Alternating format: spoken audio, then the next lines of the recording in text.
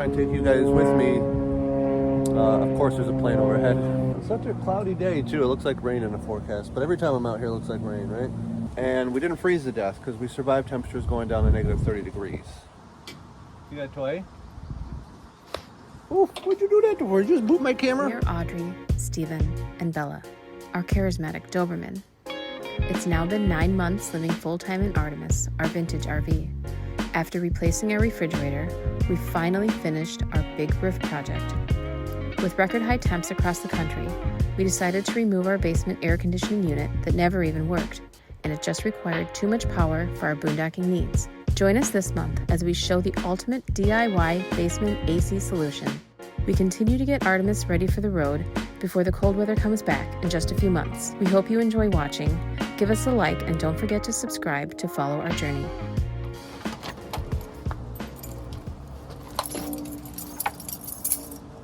One of the things about owning an RV is that it requires a lot of maintenance, like a house, but on a more accelerated schedule. There's a lot of things on this RV that I didn't really get to check when we first bought it. The roof being one of them, which we paid for. You guys just saw that. And the furnace. Now, luckily, the furnace worked for us all last year without problems. And we didn't freeze to death because we survived temperatures going down to negative 30 degrees. But at the end of the season, it actually started to make a little bit of noise when we turned it on. And I know that we're not going to be in as cold of temperatures this year. But we are still going to be in a lot of cold temperatures, and so we want to make sure that the RV is going to have a working furnace for years to come. And I've never really done anything like this before, but if you're going to own an RV, you really only have two options, and that is to pay someone to work on it for you, or to try and learn how to work on it for yourself. One, if you're going to pay someone to work on it for you, you have to be really patient, because the way things are in the world right now, it can take sometimes weeks, even months before you get a problem that you have on your vehicle looked at, let alone fixed. But you are getting, warranted, reputable work done by professionals. On the other hand, if you try and tackle the work yourself, you're kind of starting from scratch and just hoping that you know enough about life to figure out problems when you get yourself into things. Again, I've never worked on a furnace like this before, and I'm going to try and take you guys with me. Of course, there's a plane overhead. It's such a cloudy day too. It looks like rain in the forecast, but every time I'm out here, it looks like rain, right? I'm gonna take you guys with me, and I'm gonna show you guys what it's gonna take just to do some pre-season maintenance on a furnace for a Winnebago Vectra. I'm gonna try not to block the shot too much, but basically the furnace sits in between the AC bay and my wet water bay. And I think the access points for it are pretty simple. Sorry for my legs. I'm wearing swimming shorts today. Who knew? Anyway, we're going to take this thing out. I don't see any screens in there, so hopefully we don't have any critters living in there. I just watched a video on YouTube where a guy pulled a bird's nest out of there, and I'm really hoping that I don't have anything like that. Let's take off these screws on the outside of here and pull this cover off and see what it looks like. Let's strip anything out. I'm doing all this by hand. Of course, I could take a screw gun, but like I said, with an RV this old, I really want to be careful that I'm not doing any damage to these screw heads or to any threads.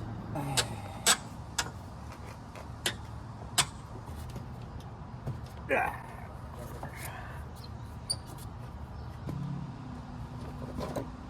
You guys are wondering, the noises give you power.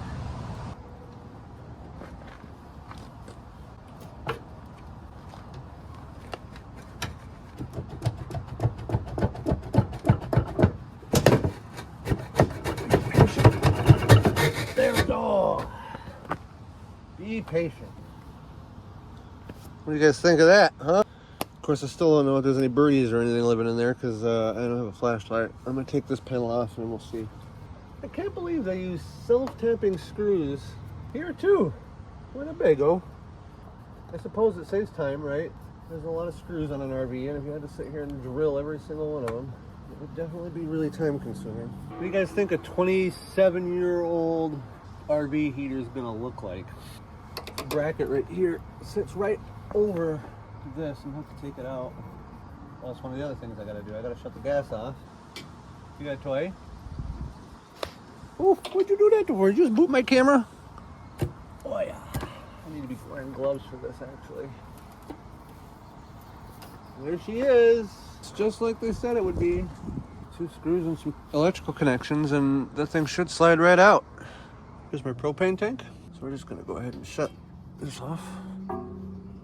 I'll have in between half and a quarter tank of propane, and I haven't filled it all summer, so that's nice. You don't need heat much in the summertime, turns out. So yeah, we got that shut off. We're gonna go light the stove, drain all the gas.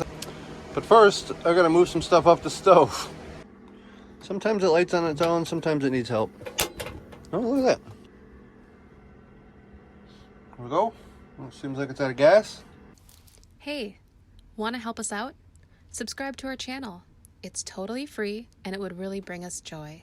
Then click the bell notification so you know when we have a new video up. Thanks. Take a look in here. See what's going on. I don't see any birds. That's good. Everything looks good. Let's pull it out and see what it looks like. Come on. Patience. Don't go just yanking on stuff. It's 27-year-old metal. And we have this connector right here that I gotta fish out. That was pretty easy. And one thing that you run into when you find people who think they're too smart is they like to over-engineer things.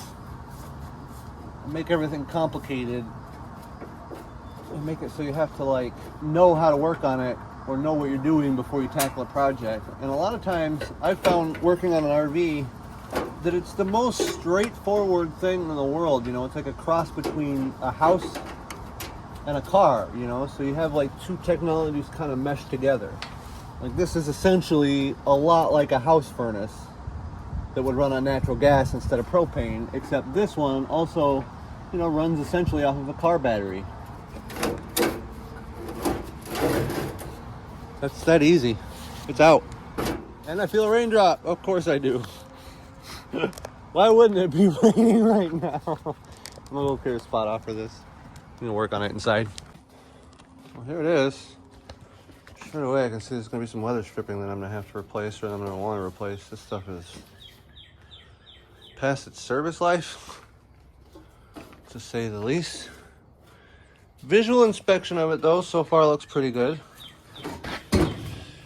That one screw right there. And I think, is that it? Oh, wait, he said that had to, no, I don't have a thing. I don't have an extra thing on there, so I think it might just be one more screw and I'm out. Let me see if I can get it apart, guys. So I got one little screw here that I think is gonna be kind of hard to get because of where it's at. It's kind of like leaned up against here really well. So let's try and get that out of there. I was having one heck of a time getting at this screw. Like this thing was so far forward that I couldn't, like it was like right here.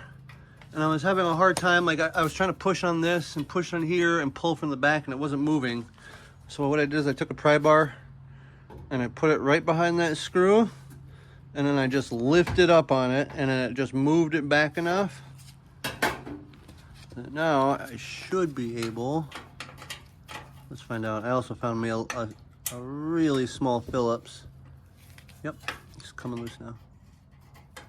I got that screw out finally. It was definitely a pain in the butt, but hopefully now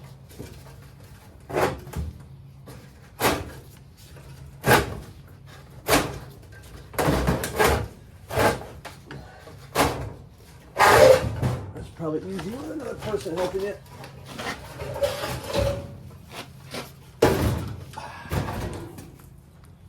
That's not dirty at all. I'll set it on that end. Oof. And I'm gonna have to fire up the compressor and blow all of this out. You can see this is one dusty monkey in here. Oof. All right, so there's better videos out there by people that are way more qualified than me that can explain how these things work. I'll try and give you my best backyard synopsis, which is basically you have air that is coming through here. It gets cycled through this blower. After it goes into this back chamber right here, you have a burner that ignites this gas mixture coming in from your regulator here. And then it's blowing that hot air, that gas and that air mixture all the way through these tubes. And then all the way back down through this tube where all of that hot air exhausts from.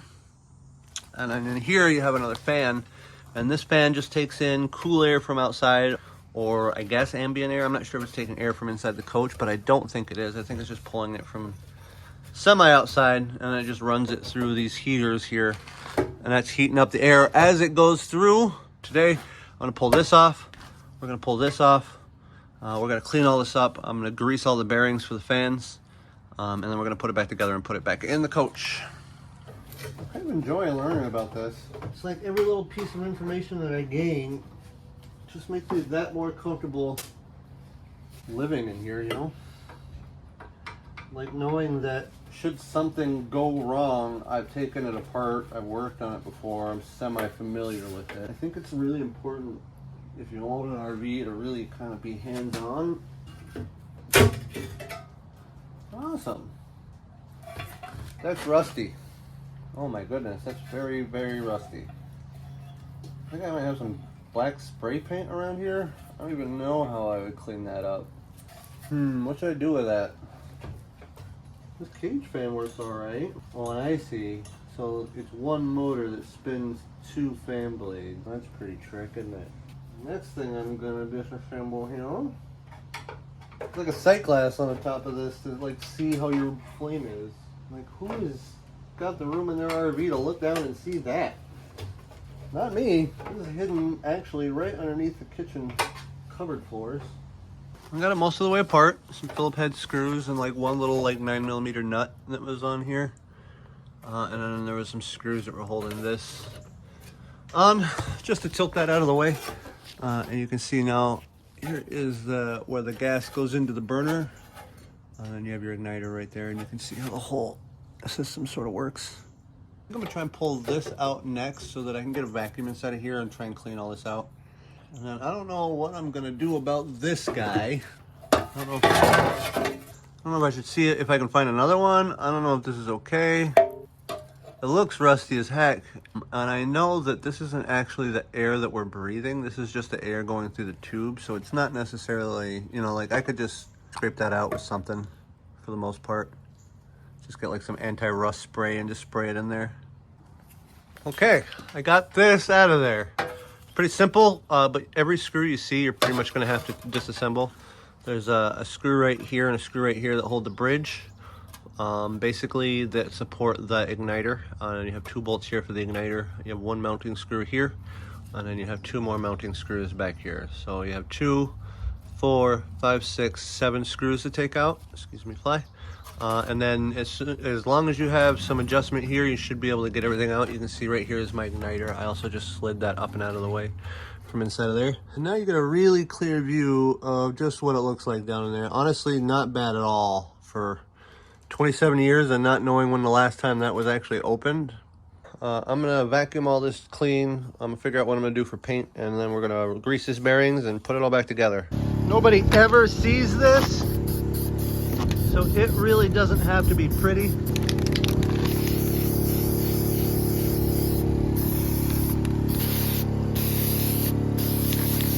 Hopefully that stops that from rusting. At least slows it down. So here's the unit, and I have it tipped up on its side. I tried to take that squirrel cage out so that I could get in here to get this motor, this electric motor, greased.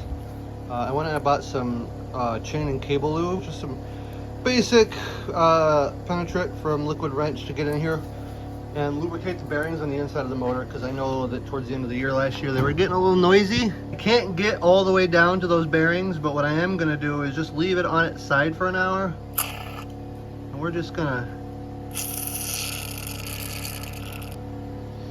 I really don't care about making a mess, because what I'm trying to do is just get as much of this down that shaft and into that bearing as I possibly can.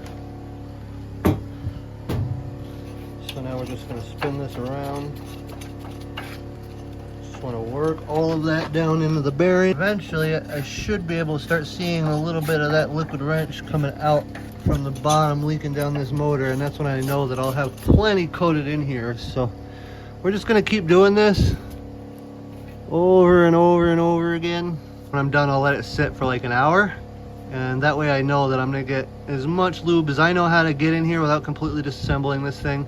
And if I was gonna do that, guys, I'd just replace this with a new motor, because this thing is 27 years old, so there's only so much I'm gonna be able to do. I've let this guy sit overnight after oiling both sides of this motor. It's a sealed motor, so I wasn't going to take all of this apart. I tried taking the capture pin off of here yesterday, and I loosened it, but this guy is more than comfortable on this shaft, so I wasn't going to push my luck and try and damage this motor, that shaft, or this cage wheel, because I don't have the money to replace it right now. So today we're going to clean this thing all up. We're going to get it all put back together. Bought a brand new thing of window seal so that I could put new weather stripping on this. So I got all this like wiped down, and now I'm trying to get the, you see I got in here, I got this igniter back in here, so I'm going to be trying to find the threads to get this bolted back in here. Oh, it's right back here. Here's the two holes I need to find. Right there. So I'm going to get a couple of bolts down in there, and then I got to get this igniter back in there, and then I got to get this burner back in there. I got most of this put back together. This is in two pieces right here. It joins up right there, bolts up right there. So I got a screw right there. See the two screws for the igniter that hold that into place. And that is just right there. And then I have this heat shield that kind of like also is a rear support for that igniter. I just dropped that screw. Okay, I didn't drop it in the hole. Yay. All right, so I'm gonna put this last piece in here, and then we're gonna the burner down in there. All right, I got this back together. I'm kind of hoping that it works. The seal that went in between here was a little old and faded. I don't foresee there being flame or anything that gets out of here. There's definitely enough screws that hold it together. Next, I gotta put this little hat that I painted yesterday. So this thing was full of rust. So I took some rust inhibitor and I just coated it really well. I'll just give a little bit more life to this thing, hopefully. Not sure how long it's gonna last, but I sprayed it down pretty good. Even got down in there pretty good. So yeah, we're gonna put that on. Just got a couple screws. Mounts on like so. Well, yeah, mounts on like so. And yeah, I gotta do a better job of mounting it. Just scraped all the old seal off of this. We're gonna use this. I don't know what it's capable of handling for heat is my only worry. Maybe I'll take a look at this. I'm gonna put this on here and we're gonna put the unit back in the case and we're gonna get the case back in the RV. I looked at the temperature of this and it says that this can take temperatures of up to about 215 degrees, and the thermostat on the end of my heater has a cutoff for 160 degrees. So this stuff is gonna work just fine. I'm glad I double checked though. You never want to put yourself in a position where you're putting something flammable on a heater. I wish I'd have checked before I bought it. You know, this is all really new to me, obviously.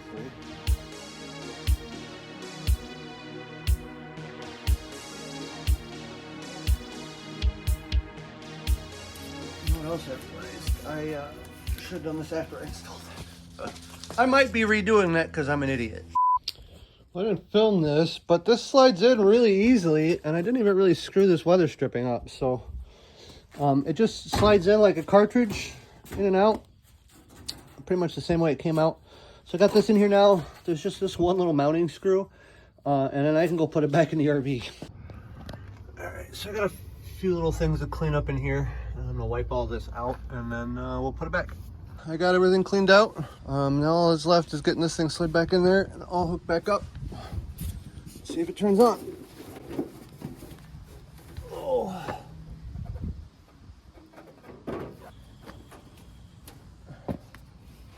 Oof. All right, so this is a little bit of a tight fit. Got it all installed, these two screws. I was getting caught on this gas line, so as soon as I moved this gas line out of the way, it pretty much slid right into place, and I was able to screw it down. So now that I have all this hooked up, I'm gonna attach the gas.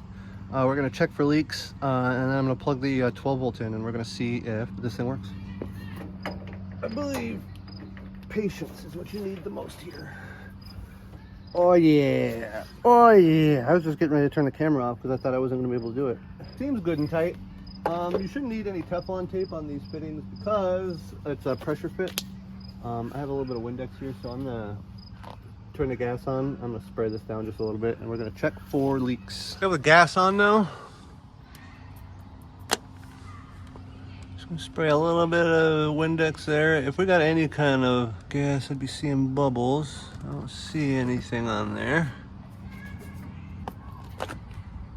Yeah, I think we're all good there. So I'm gonna dry it off. I'm gonna plug the 12 volt in and I'm gonna see if this works. Okay, the good news is that that only plugs in one way, so you can't plug it in backwards. Before I put all of this door back together, we're gonna go ahead and see if I can start this from inside and I don't know, see if I get hot air. Just shy of 80 degrees in here. I just turned the heat on, set it to 87. Let's go see if we can hear the furnace fire up, huh? Well, so far I got nothing.